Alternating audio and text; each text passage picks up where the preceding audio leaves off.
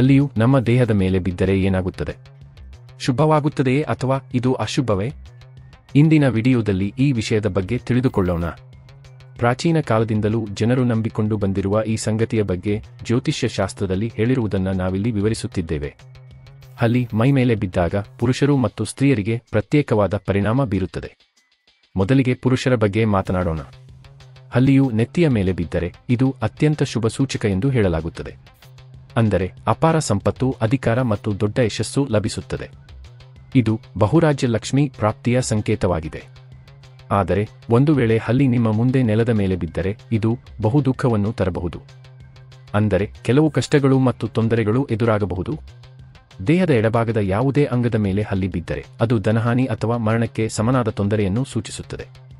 ಇದು ಸ್ವಲ್ಪ ಅಶುಭ ಫಲ. ಇದಕ್ಕೆ ವಿರುದ್ಧವಾಗಿ ದೇಹದ ಬಲಭಾಗದ ಅಂಗದ ಮೇಲೆ ಬಿದ್ದರೆ ಅದು ಸುಖವನ್ನು ತರುತ್ತದೆ.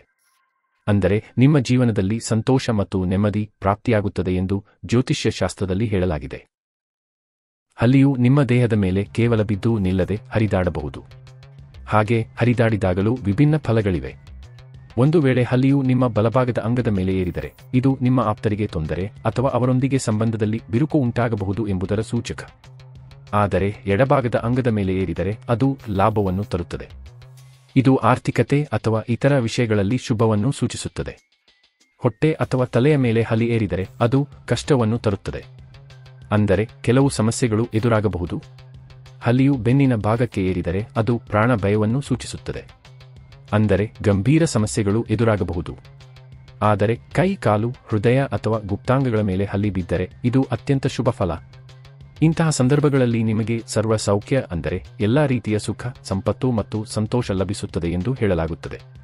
ಕೊನೆಯದಾಗಿ ಸ್ತ್ರೀಯರಿಗೆ ಹಲ್ಲಿ ಬಿದ್ದಾಗ ಆಗುವ ಫಲಗಳ ಬಗ್ಗೆ ಮಾತನಾಡೋಣ.